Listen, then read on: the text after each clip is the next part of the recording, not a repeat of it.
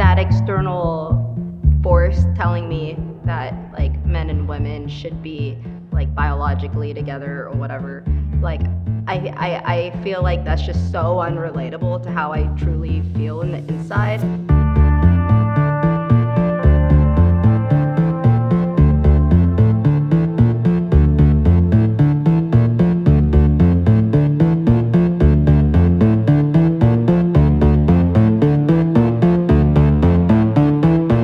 I guess for me, my story starts at birth. I can't really think about where it really starts. I think it starts in the feelings of shame, that I felt growing up, the feelings of like never fitting in, the feelings of wanting to be part of like, just like the feelings of wanting to express myself in a way that wasn't available because I did grow up in a really conservative, like immigrant household. I guess that's where it all starts. I really did come out high school, I think, is when I started gravitating towards a group of like queer or lesbian identifying kids who like felt exactly the same way I felt. And I think I remember that being the first time where I finally felt where I can be myself without that shame. From there, I got into the girls' rock camp, Orange County, and then Los Angeles, and I think that really shaped my life. In terms of being queer, that shaped, like, it gave me a place where I could just be myself. I grew up in a kind of a Christian home, like going to church off and on. I always would consider myself a Christian, and but I remember too, like really young, being attracted to girls and trying to figure out like where does that fit with this. And then at 15 is when I first came out to my friends, when I first had a girlfriend. And then at 19 I met a woman who I got engaged to later, and we raised her 2 kids together, and we're as much a family that I'd ever had, and then whenever we broke up, I was like really sad, but I knew for sure, like you couldn't have told me otherwise. I'm going to marry a woman. We're going to raise probably her kids, not mine, together. And this is my fit, is to be this kind of a provider type. And then a few months later, I got invited to a Bible study. And I was still calling myself a Christian, like in name, but wasn't going to church or anything. But I went because I was like, well, if I'm a Christian, like I have no good reason to say no, so okay, I'll go. And I started learning about God, like really about him for the first time. And I realized that like my feelings were dictating everything for me. And that didn't always go so well, and I can see that now. And so one of the, I don't know, like 2.5 weeks maybe into the study, I was at home and just thinking on that, and I Googled the verses on homosexuality. I looked it up and I came across 1 Corinthians 6, 9-11, and that's the one that's like, do not be deceived, neither and then it lists a bunch of sinful lifestyles you could be in. Sexually immoral, idolaters, drunkards, those who practice homosexuality, and then some more. Won't inherit the kingdom of God. And then the last verse says, and such were some of you. And that's the night that I understood like how sexuality, how what I was doing fit in with the Bible. And I realized that I was my own standard of truth at that point. And so anyway, that's how I went from living like I did for so long to now where I realized like, okay, this is what he says. I'd much rather look to the creator, perfect God, than to myself and my feelings for truth. And that's when he changed my heart to where I wanted that more than I wanted all the other things and all the other security I found. I had a deeper security and I had a stronger love. I relate to the part of like trying to find answers externally, like, when you sat down and started, looking. Because I think that drive for us to search, like a lot of our parents, adults, family don't think about that, where they kind of, okay, here, do your thing. And, I think they forget that we're curious about ourselves and the world, especially at that age. And I completely relate looking. And sometimes that path might take us to like looking in the craziest places, and sometimes it might help it lead us to the best places. Right. For me, I think that's why I fell into activism, so like I can help provide a safe space for people to find. I understand about feeling shame and not knowing where to go with that. I felt that when I was really, really young, before I told anybody how I felt towards girls, when I knew like I'm not feeling the same as my friends are whenever we're doing these things or we're spending time together. And it was hard. It was hard to find a place. I'm thankful that the Lord has me here now. But there was a time when I was definitely searching for peace, and yeah, I felt a ton of shame. My sexuality defines me. Like, I wouldn't say it's a driving force of how I exist every single day, but I would say it is part of my identity, and it's something I don't think about, but I do think about when I feel unsafe in a place, when I feel like I'm being judged, But for the most part, I think nowadays, like, especially, I can just like be myself. And if that means my sexuality defines me, where I can just like exist and breathe and like have a life and say on the phone, oh yeah, me and my wife, and the person isn't like on the other end like, wait, what, a wife? Like, to me, like, if that means my sexuality defines me, because I have to, in that moment, like, I feel the shame bug come in, and I'm like, no, tossing that aside. Yeah, my wife. That's the defining part. Yeah, as a Christian, I've got to say that God defines, so God defines me, and that would mean he defines my sexuality too. So, I mean, these things like our desires, they're important to us, of course, but yeah, I think that there's a danger in them encompassing everything about us. I wouldn't say it defines a person. I don't think it should define a person. Men and women were designed to be together. So I have a standard to look to for this, so I would say yes. We see in Genesis 2 that God said that man shouldn't be alone, and he made a helper suitable for him, which was a woman. So because I agree with God, I believe that he doesn't make mistakes. Our feelings can lead us to feeling all types of things, but I have to agree, God knows more than I do. I feel that external force telling me that like men and women should be like biologically together or whatever. Like, I feel like that's just so unrelatable to how I truly feel in the inside, that like God wouldn't let me, wouldn't, like, it's not like I feel desire or like sex drive all the time, but I just feel like myself, and I feel like that it just doesn't make sense in my head.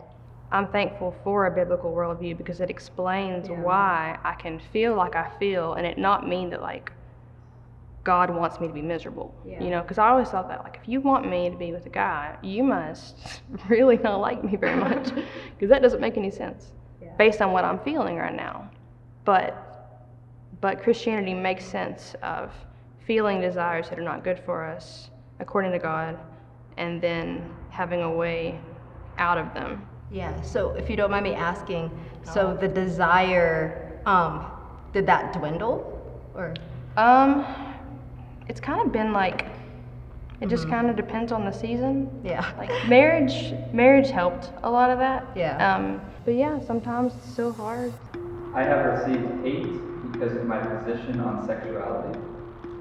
I'd say definitely, but for me, it was because I was in the closet for so long.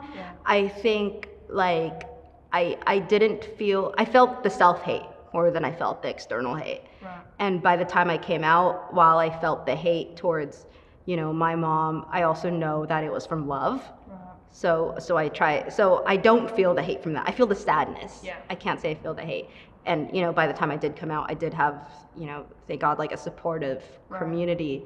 So the hate, my biggest enemy was myself, for sure. The self-hate, like, drowned me, killed me, drowned me, brought me back up again to keep fighting.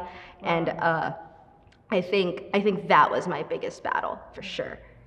I experienced a lot of hate from people that profess to be Christians, that and most of them were like living in other forms of sin. They were living with their boyfriends or their girlfriends, but they didn't understand what I felt, and so they were extra mean to me. So I felt that for sure. I've seen people, and I've been around people who have had the hate and the death threats. I think that's what keeps me going and trying to be proud and vocal and carry gratitude and in my heart, because I want to be strong for the people I love. Right. And while I haven't gotten that, and I'm sorry to hear that's happened to you too. Sexual orientation can be changed. So I take issue with the term sexual orientation. A lot of people have said to me, this is like civil rights. Like, slavery was obviously wrong. Racism is obviously wrong. Believing this is the same thing. And I think that's a danger, because they're not the same. Now, if by sexual orientation we mean like the desires of our heart, like our attractions or what we do, I do think that those can be changed. So sexual orientation, yeah, I think for me it is just ingrained. Like, I don't even know what to talk about, because it's like, yeah, it's just kind of like, and I think all of it too is also stems from my privilege of just, having a place where I could crawl into, be it my own music or my community. And I remember the struggle when I read about like folks in other worlds dying because of it. Yeah. And or even just kids in other families or adults in other families who struggle and have been shunned. And that's when, to me, it hits with like in terms of like civil rights, or in terms of just like so much work still needs to be done. Do you think it's wise to allow our feelings, only our feelings as a culture, to change like all our definitions and how we do everything? I wouldn't say that, Okay. but I wouldn't also identify sexual orientation just to like my feelings. Okay. I think, sure, it's my feelings, but like, it's like, I mean, this is a big conversation, but like race, like I'm Filipino and like I feel Filipino, but I'm also just like Filipino. Like, I think like that is also sexual orientation. I wouldn't say society should just be driven by feelings, but I think if folks can live and feel safe, like that would be rad. Homosexuality is a sin. I believe that the Bible, because it's from God, is more true than anything. So anything I could feel at any point in my life could feel. So yes, and I'll just add, God is not out to like take away all our joy and all the things that are important to us. God gave us a design for sex and for marriage, and it's a good design because He says it is, and because He knows us more than we know us, because He made us. So I used to believe and was wrong, thinking, why is it your business? Hypothetical God, if this is the case, why does it matter? But yeah, He's not like this cosmic killjoy just trying to, whatever. He knows what's good, He knows what's right, and He says that His design is what's right. So because it goes against Him, that's what makes it sin first. So for me, I guess like, because just foundationally, like I believe in a God, that just created me, and I do when I see women, I feel something, but it's not like, it's just, I feel like it's like chemical, non-desirable, it's just part of who I am. And I remember feeling that, and again, just like feeling that anger and that bounce around in my head, and then just coming to terms with like, the God again, foundationally, I think I feel just like there's no mistake, and that feeling and that, not even just feeling, but this identity of this part of myself, it enlivens me, and I don't, I'm not enlivened by it and then like running around like killing people or what. Yeah, I feel like I'm enlivened by it, and I'm going back into the world and being the best person I can be. Love means accepting others for who they are. Yeah, I 100% believe that. I 100% try to live by that. Scripture says that God is love. Scripture says that Jesus told us to love our neighbor, and he also told us to go into the world and tell everyone what he commanded. So it can't be not loving to tell people what God said, and that would include things regarding sexuality. So, because he can't contradict himself. So God is love, and this is how we love. We tell people the truth, and we warn them, even when most of the time it's not received well. All romantic relationships should be celebrated as long as there is consent. I think the reason celebration's a thing is because it's been, oppressed societally, socially, and within ourselves. So I think that's why celebration and pride exists, is because, when you've had to hide a part of yourself, like sometimes just going out and saying, this is me, and I love myself, and I love you, like that gives us reason to feel okay in our skin. Again, I see the danger in that, in saying that all consensual relationships should be celebrated. Firstly, God gives us what he wants for relationships and for marriage and for sex, and tells us that the things outside of that are sin, are not good for us, and don't reflect him. But also just practically, that can vary so much too, in that if we move from God's standard, then we're deciding, like, what does consent mean? What does age of the ability to consent mean?